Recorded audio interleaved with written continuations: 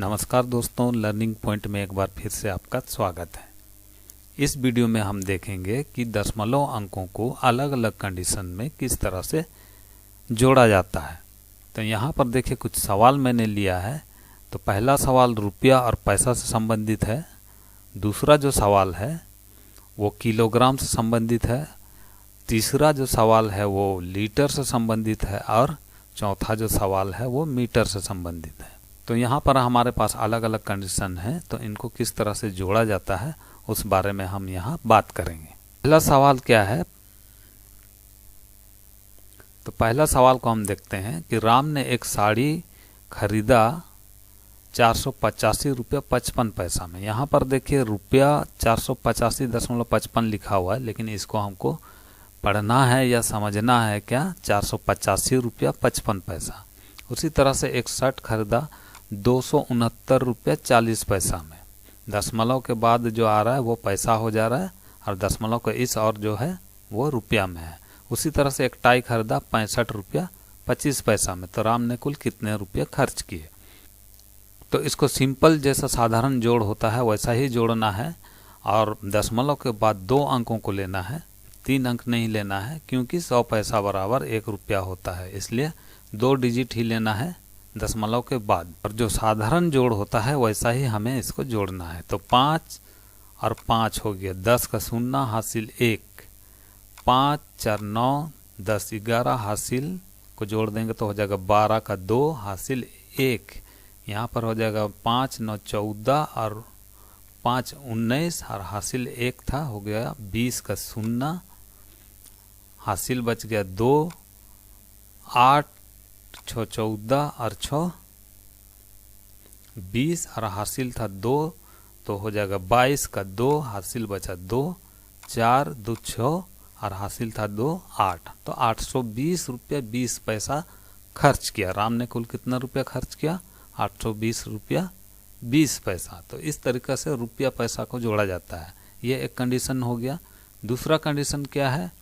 एक दुकानदार के पास 32.5 किलोग्राम सेब है, 25.25 किलोग्राम आम है और 9.75 किलोग्राम नाशपाती है। तो उस दुकानदार के पास कुल कितने किलोग्राम फल है? तो यहाँ पर भी जोड़ना है तीनों को। तो यहाँ पर देखें, यहाँ कंडीशन अलग है। यहाँ पर क्योंकि 1000 ग्राम बराबर 1 किलो होता है, तो हमें यहाँ 3 डिजिट लेना है दशमलव के बाद। तो यहाँ हमको पढ़ना कैसे है कि एक दुकानदार के पास 32 किलो 500 ग्राम सेब है। 32 किलो 500 ग्राम सेब है। 32.5 का मतलब हो गया, यहाँ किलोग्राम लिखा हुआ है तो 32.500 किलोग्राम। 3 डिजिट में इसको मैंने बनाया। उसी तरह से 25.25 किलोग्राम आम है, यानी कि 25 किलो 250 ग्राम क्या है? आम है। उसी तरह से 9.75 किलोग्राम नाशपाती है, यानी कि 9 किलो 750 ग्राम नाशपाती है। तो इसको जब साधारण जैसा जोड़ते हैं वैसा ही जोड़ दिया तो कितना हो गया? 67.500 किलोग्राम, यानी कि इसको हम पढ़ सकते हैं 67 किलो 500 ग्राम। तो इस तरीक़े से ये एक कंडीशन हो गया। रुपया पैसा वाला में 2 अंक लेना है और किलोग्राम वाला में 3 अंक लेना है दशमलव के बाद। उसके बाद यहाँ पर आ जाता है लीटर। लीटर में भी क्या होता है कि 1000 मिलीलीटर बराबर 1 लीटर होता है, तो इसलिए हमें यहाँ दशमलव के बाद 3 डिजिट का जोड़ करना है।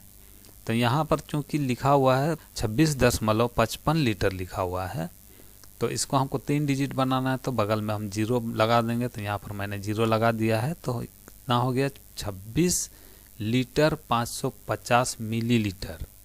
उसी तरह से दूसरे दिन बेचे गए दूध की मात्रा 35 लीटर 755 मिलीलीटर और तीसरे दिन बेचे गए दूध की मात्रा 42 लीटर और 500 मिलीलीटर। तो इस तरीक़ा से किलोग्राम और लीटर को 3 डिजिट में बनाकर हमें लिखना है दशमलव के बाद।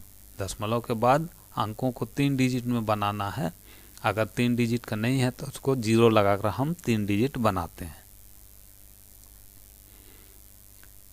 तो इसको वैसा ही साधारण सा जोड़ में जोड़ दिया तो हो गया 104 लीटर 805 मिलीलीटर।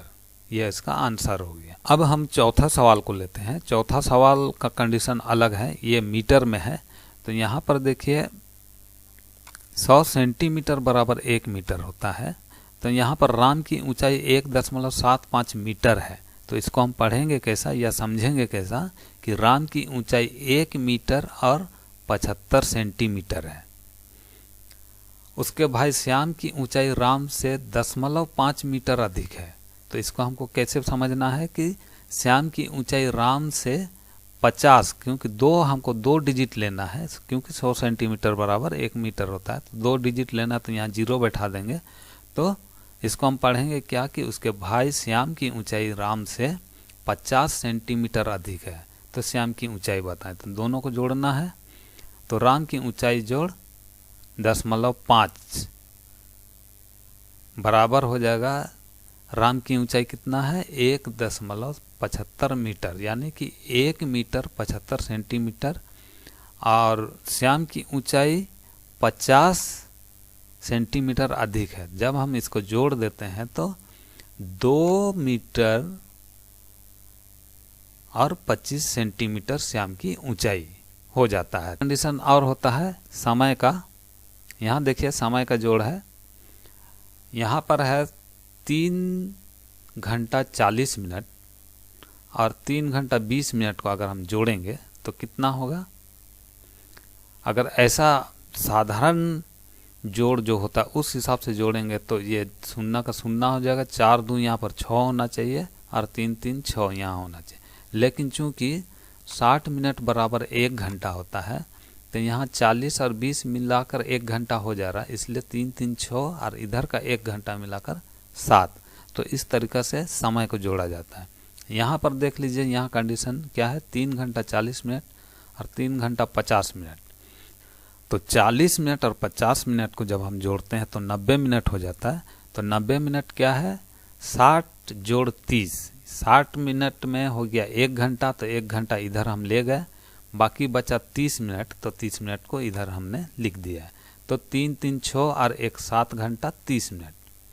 उसी तरीक़ा से फीट का जब हम जोड़ करते हैं तो फीट को जोड़ने के लिए चूंकि 1 फीट बराबर 12 इंच होता है, तो जैसे यहाँ 6 6 12 हो गया, तो 1 फीट इधर ऐसा ही हो गया, 3 3 6 और इधर 1 फीट, तो हो गया 7 फीट। तो इस तरीक़ा से फीट को भी जोड़ा जाता है। तो इस तरीक़ा से दशमलव के बाद अलग अलग कंडीशंस आते हैं जोड़ के लिए। तो उसको किस तरह से जोड़ना है और किस तरह से समझना है, इस बारे में इस वीडियो में हमने चर्चा किया और समझा उसको। आशा है आप लोगों को ये चीज़ समझ में आ गया होगा। तो बहुत बहुत धन्यवाद वीडियो देखने के लिए। धन्यवाद।